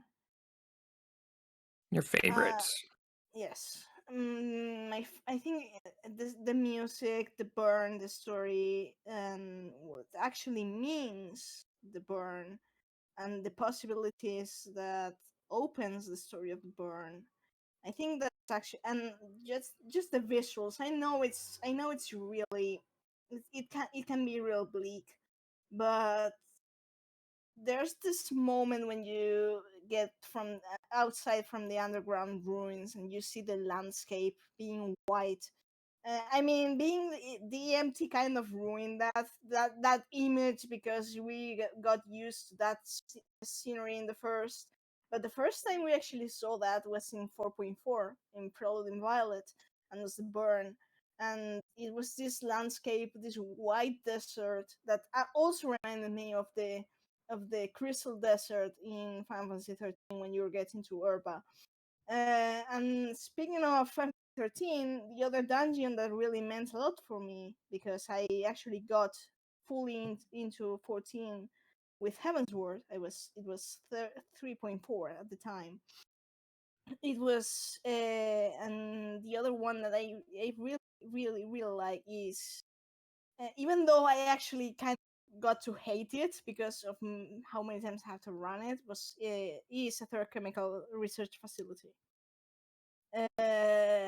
I love the elegant environment. I love the music, and seeing the monster from Final Fantasy 13, not just Final Fantasy 13, but Lightning Return Final Fantasy 13, the third one, the Anubises. I was like, it was really it meant a lot to me. I know I'm really I can be really insistent with the trilogy, but it's personal reasons for why the 13th trilogy means a lot to me. But this is not the place to talk about that.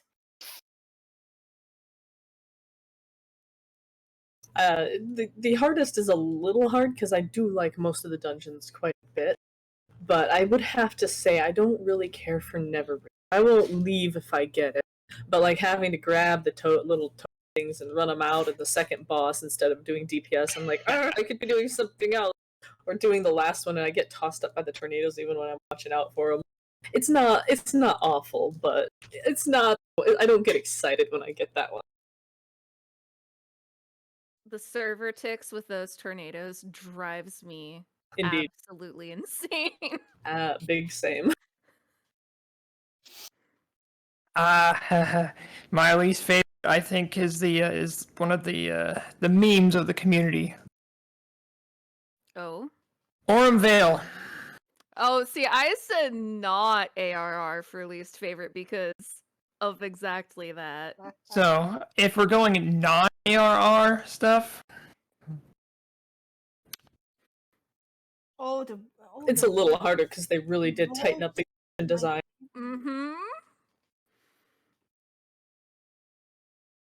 Which, can I say, props to the creators, props to them for, oh yeah, I love Final Fantasy IV, high five. Props to them for listening to what people liked and what people didn't like and tuning it up. Yeah, I'll go while they think about their least favorite. My least favorite dungeon, hands down, Malika's Well. Everything about it fell completely flat for me. I didn't like the bosses. I thought the dungeon was boring for having one of the best zone musics. It has terrible dungeon music, for my opinion, and it just nothing about it excited me or interested me whatsoever. And I was glad to be done with it and out of Twine. So my least favorite is Saint Mosian's for the fact that I have melissophobia, which is a fear of bees. You won't like that one. No. Ooh. I got a friend actually who has a phobia of moths. I don't remember what it's called, but he just cannot stand moths. He does not run Lost City of Amdapor normal or hard with him. I was only able to do it once, and that was only half-assed too, because I had to kind of look away from my screen back and forth. You're like, I pretend I do not see it. Yeah, that's one of my favorites. The buzzing was still as there, you know. it didn't help. I think I won one of those runs with you. I mean, I can't count PvP as a dungeon, so.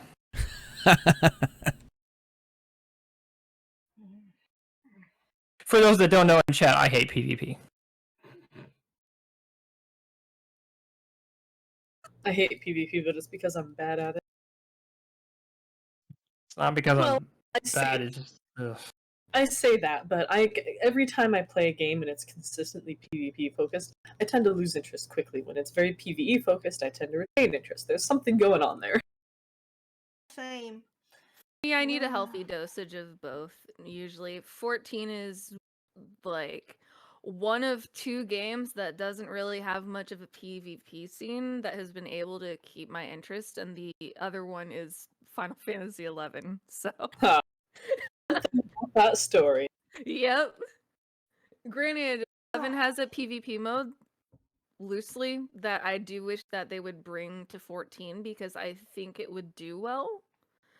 There's this PvP mode that you can do in 11 where you take on the form of a monster because you can learn different forms of monsters. You can level up that form and you learn the skills of the monster and you fight other players. So like when you get the higher level monster transformations, you can turn into like Cerberus and whatever. And then you're essentially a world boss and you're fighting players who are trying to kill you, which is That's cool. really cool. That does sound like So fun. I because I haven't said my least favorite dungeon. It's hard to say because I really like pretty much all of them. But if I have to choose, not from a Realm Reborn, it would be somewhere a tie between Kugane Castle because what the fuck is Kugane Castle? That's awesome dungeon. I mean, It's got like dungeon with great music. Jim is the only good thing of that in that dungeon for me. But outside that, and I know many people perhaps may hate me for that, I don't really enjoy Matoya's Relic. I like the music, but the dungeon feels slow as fuck to me, and um, There's a lot of going back. I get that.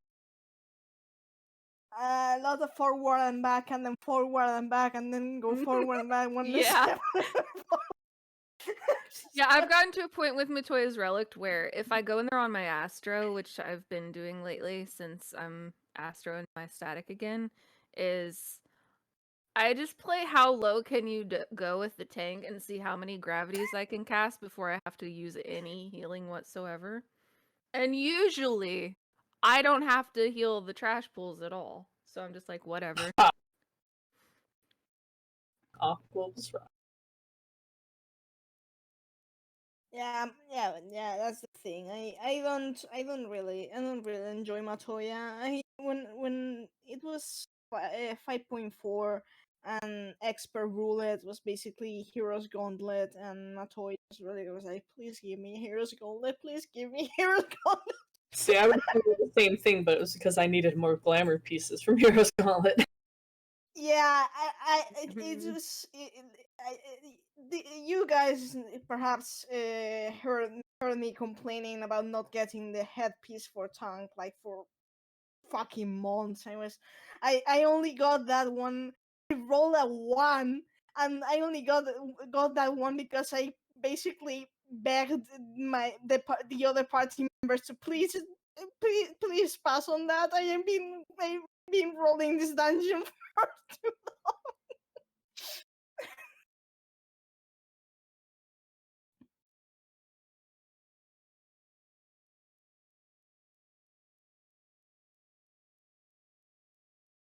What does everyone think of that new game? I mean, I don't think that people have watched the Square Enix presentation yet, but Final Fantasy Origin.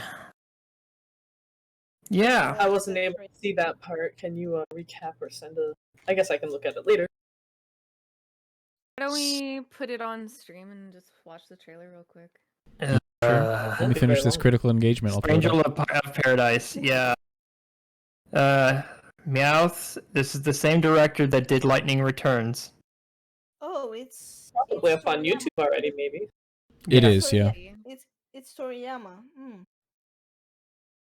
I mean, You got it, Flower? Do I need to find? I'm in an engagement. I got the link though. Okay. I mean, Motomo Toriyama. I met him in person for a quick time. Actually, I have a photo still of that. As a director, I think It's actually Daisuke Inoue is the director. Oh, he's not directing it. Okay. No, but Toriyama, I mean, he is part of the remake, 7 remake team. I think. Well, I think the whole 13 team is in remake. I instantly recognize Suzuki's trade and and the other composer, can't actually. What was his name? Masashi Hamauzu. Sorry. It's the soundtrack of Seven. It immediately bugged me, and I was like, this is all too familiar. And then I realized, oh, okay, it's it's the Final Fantasy 13 compo music team. No wonder. But yeah, Toriyama has a really interesting way of directing things. So, but if he's not director, then meh.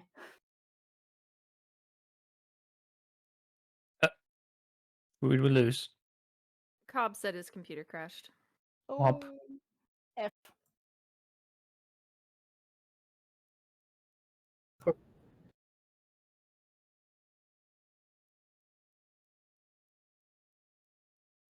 Well, I've got it up. Is I'm seeing already memes sprouting for in. Oh no, there's a lot. Get ready. I hope you get angry. Chaos. Should we wait for Cobra on or go ahead? Did you already see it? Good question.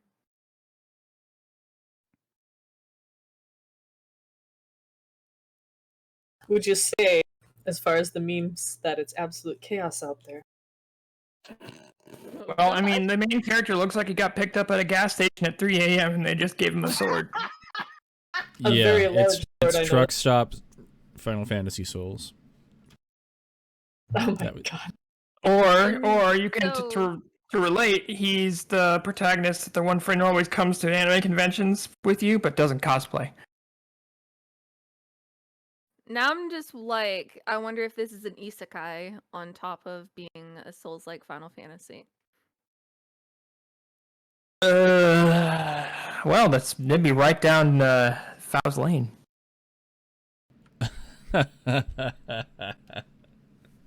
I thought you'd like that. But Well, I don't want to make them wait too long.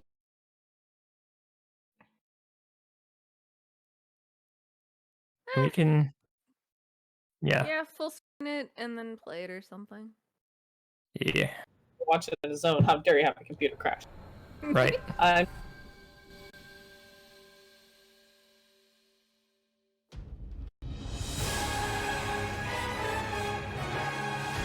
I'm here to kill chaos. That's my mission.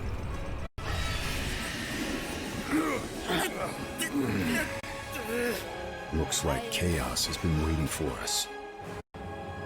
You gonna make us go in there and find you? Guess we'll just show ourselves in. I only know one thing. I want to Oh kill my god. chaos. I need to. It's not a hope or a dream. It's like a hunger. Thirst. Move aside! You're dust! You sure chaos is here? Yeah, they can only squash monsters for so long. I hate doing pest control. This is the shrine of chaos. He's here. We just have to hunt him down. Feel the pain!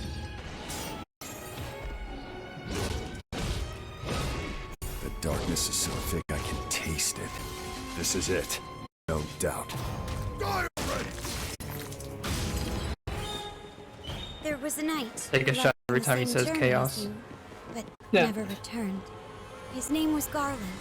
If you could, I would be grateful if you looked for him. Chaos.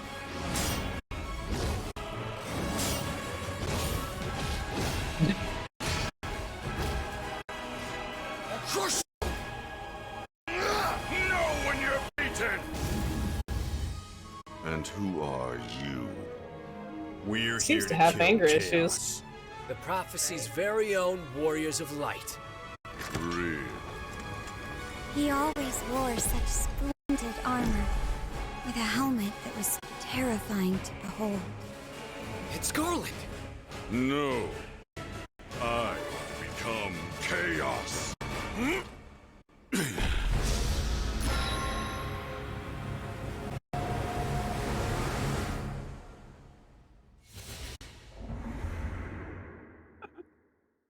Noticing that halo behind him in the logo. Yep. So can I say something? Crystal. Go ahead. I hate to be a hater, but is there such a thing as an You've got anti-clap? the gaming chair, the gaming headset. It's silence usually. I'm just intrigued because it seems like when he's killing things, he's turning them into crystal and then shattering them. Like, Chaos. what's that about? See, I'm actually excited about this because I like action combat, and I've wanted to do like a playthrough of some kind of Final Fantasy Soul. Would you be okay with that, except with Nomura's hands on it? I don't really care if the gameplay's fun. I just, I don't know if I've said this opinion before, but I admire Nomura as a concept artist and illustrator, but I dread him directing any kind of game. Can't do it. Miss Stillian asks if are they able to post links in chat? Should be able to.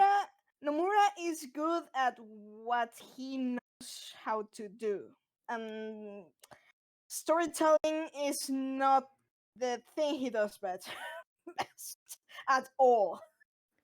See, my counterpoint to that is that's subjective because there's going to be people who enjoy it and there's going to be people who don't enjoy it, regardless of, whether it's Nomura, whether it's Anne Rice, whether it's, Joe Schmo down the block. There's not really as such a thing as objectively good storytelling. You can get close, and you can get close to objectively bad storytelling. Yeah. But at the end of the day, it's all down to personal preference and matter of opinion and expectation. I wasn't actually going that route with bad storytelling. I know that people are going and do enjoy Nomura's stories and games, but from what I've seen, they tend to have some flaws that, well, this is good. This would be another lengthy discussion. It's just trust him to write a proper storyline. I mean, nah. I mean, I may be the odd one out here, but like, I'll play just about anything if the gameplay is good. Yeah, I mean, if the gameplay is good, and if you probably, people are probably hating on that because we know that the trend. People are going to hate on that because it has Final Fantasy on it, and there's always going to be the nostalgia haters who come and say you're ruining the thing. But if we actually separate the thing, hey, this is actually a reimagination and doesn't affect Final Fantasy 1, then they can do whatever they want. Yeah, and honestly, I'd rather them experiment, even if the experiment turns out to be garbage, because at least they tried and they learned something new. I agree, yes. I mean, I'm a big proponent that you learn from failures probably more than you learn from successes. Yes, exactly. Absolutely. Take WoW, for example. So, except they haven't been learning yet. Zombie Zanetta says that they'd like to see a Final Fantasy written by Anne Rice. You really want to, Bonnie? You really want to open the can of worms today, don't you? Welcome back. I have been waiting for people to join this party finder for Relic for the past 20 minutes. I am going to open up every can of worms that can possibly entertain me while I'm jumping in circles outside of my FC house. So yes. So, are we actually going to bring up World of Warcraft here? Oh God, why? Cobb, We were we have talking a video about for you to learning and watch. not learning things. Well, I was gonna say because I mean, for all its more recent downfalls, WoW has a very solid core and it had a very solid base. And mean, if for a long time it was the standard for MMO. Like, oh, you want an MMO? Well, you better start looking here because this has been successful. Mm-hmm. Relationship with World of Warcraft is weird because I really like the lore until the point Chris Metzen left Wizards. So the writing has never been like rock solid in World of Warcraft, but the lore has always been really good. Up until Metzen left, and then yeah. Yeah, I mean, sometimes I even go back. I mean, I love World of Warcraft back in. I finished Legion and I didn't even touch the patches for Legion, which I kind of regret that because I understand that the patches for Legion were nice, but at that point I had already moved to Final Fantasy 14. But I still went and checked up the lore to catch up with the Legion lore. But then Chris Metzen left, and they went with Battle for Azeroth, and I was already thinking this is not exactly what I was expecting, and it went just downhill from that. And when I speak of Warcraft lore, I make a really clear separation between the lore that Chris Metzen, Samwise, and the other guy I actually not remembering his name wrote when they were a a 3-member company, and raised Blizzard from that, and the separation from when Activision stuck their dirty hands into Blizzard's thing, and I think that was actually the problem.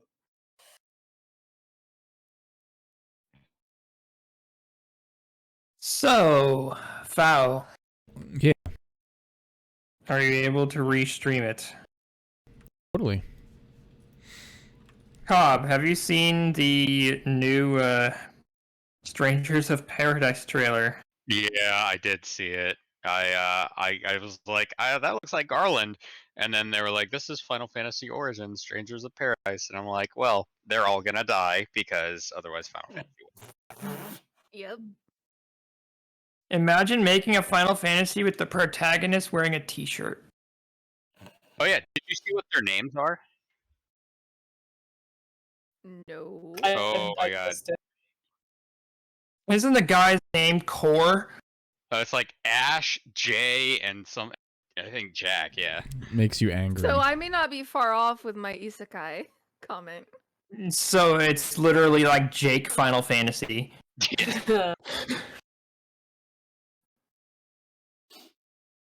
I'm just kind of like, who greenlit this? Nomura and all his money. Of course he did.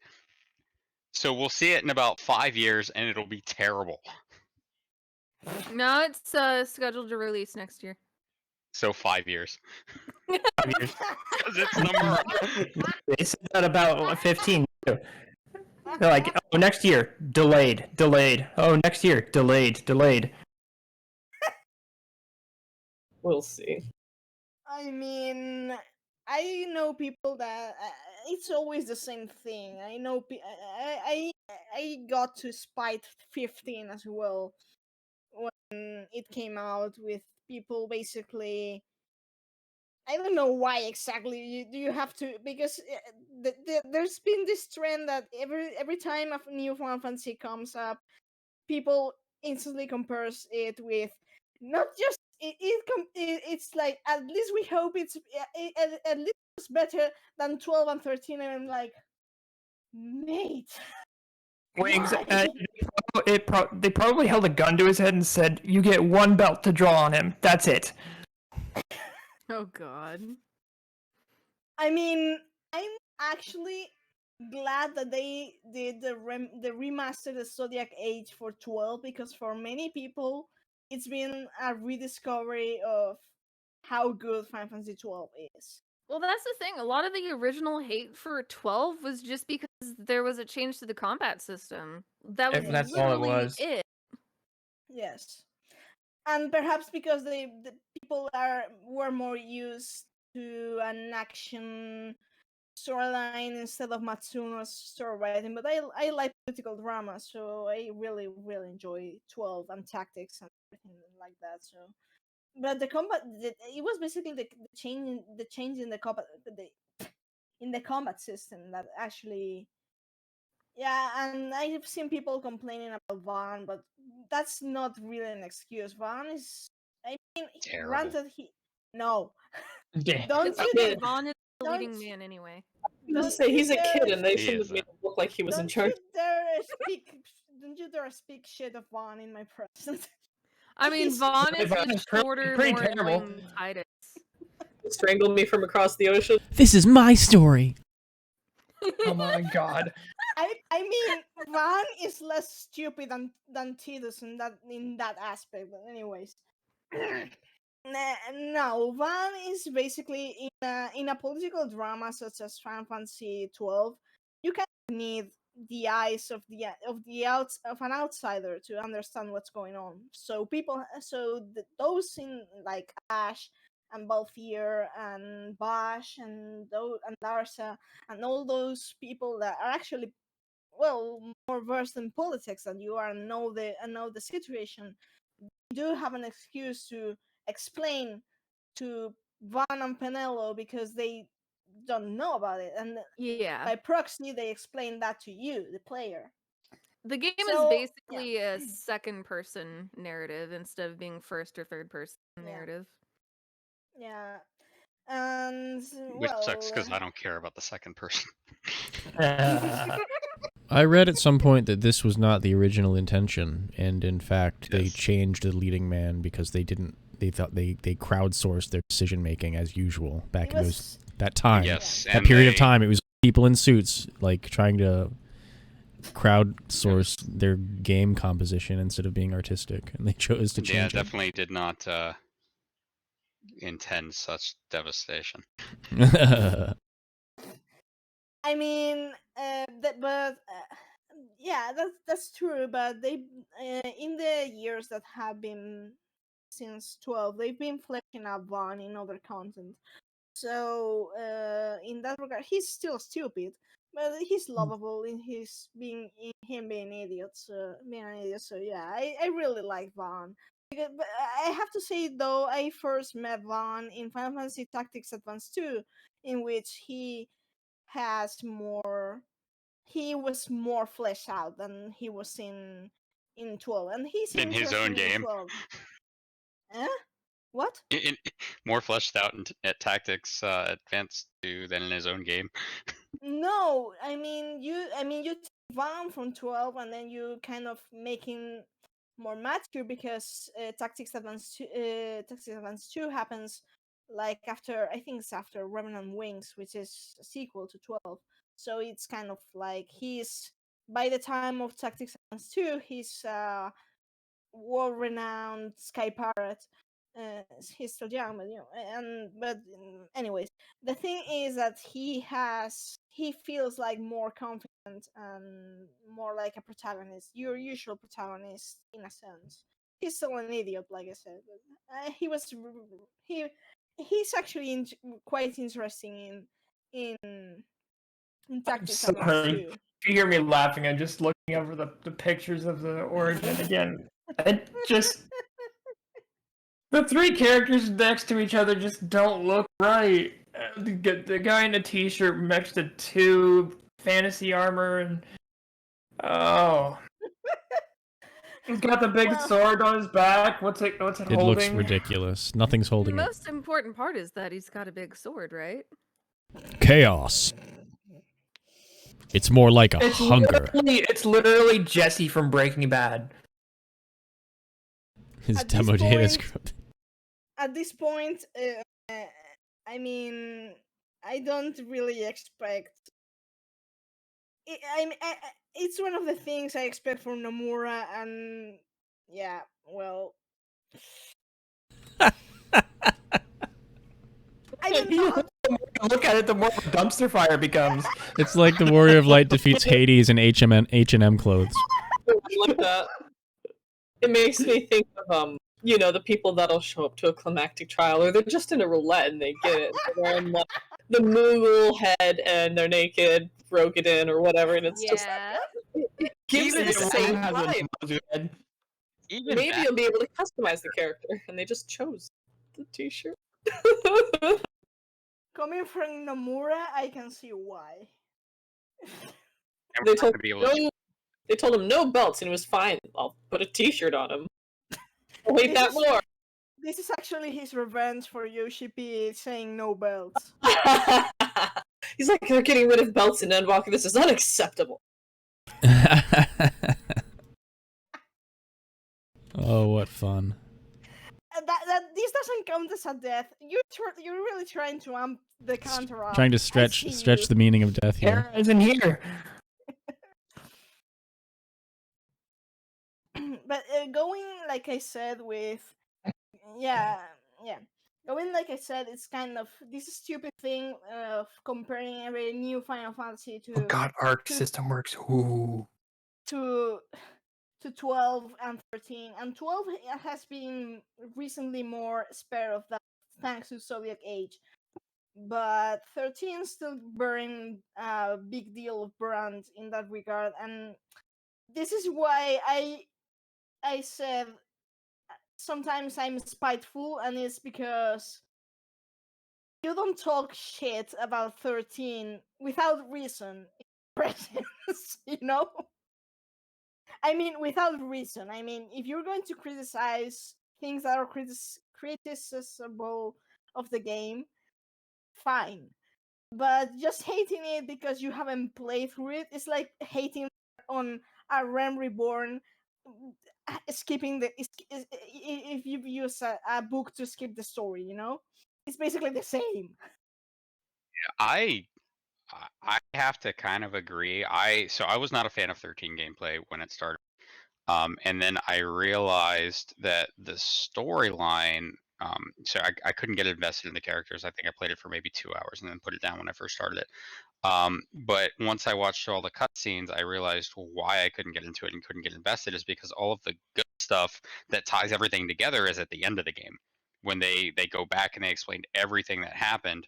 And I get why they couldn't put that at the beginning because it's very domestic, like home life type of thing. But that's kind of what I needed in order to get invested in the characters. And after I got that, I was like, okay, this is actually a good story. It's just I didn't get to that point because I hate that kind of storytelling. I had issues with the core, the core plot of the first game. I really enjoyed it, actually. It's a weird game for me because I actually thoroughly enjoyed 13, but I only played it once, and all my criticisms were basically centered around this is how you do a linear storytelling wrong as opposed to 10 that did it right. And there's a whole YouTube video from a different creator who basically I agree with in full. It's not a bad game. I give it a solid B+, A-. And I expect that if I played the sequels as a trilogy, I would probably like it a lot more, maybe even Meowth levels. But my initial reading on it was like, very good, fun game that's missing some plot cohesion. It's a very complicated game that I agree, it's not for everyone. And even if you can understand the game if you're a casual player, but to fully understand the weight that is Final Fantasy 13, you have to deep dive into it, and not everyone, of course, is into that. I am, because I have a few screws loose, but I've been analyzing 13 for many years, and I don't actually say this because it doesn't. Like I said once or twice. I think, I don't know. Had some sort of a name when it came to lore and theory. Well, not theory crafting. More like, at that point was meta and analysis in the 13 fan base. But I don't really bring that up first because Final Fantasy 13 is still a controversial topic, and two because now I am in 14, and my previous experience with 13 doesn't mean shit because this is 14 and this was 13, so it doesn't really have anything. All I can do is, like I think Mila said that, uh, offer my expertise on 13 when it comes to references in 14. I mean, that's not all you can do, but it's very helpful when you do that.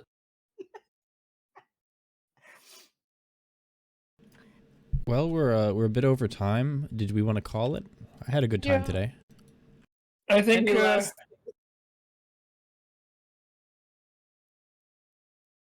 Don't all speak at once. I'm fine. I think we've had a really eclectic chat today. So welcome to a preview of our Discord. Please feel free to join pretty and much. talk to us. This is what we're like almost every day, just not over voice necessarily. So sorry for the glitches early on in the stream. Very happy you all are here, and thank you for engaging with us on this this free-form discussion day. Yeah, it's been a lot of fun hearing what you guys have to say or what questions you've got. All right, I guess we're signing off. Yes, we'll catch you next week. See you guys. Bye, everyone.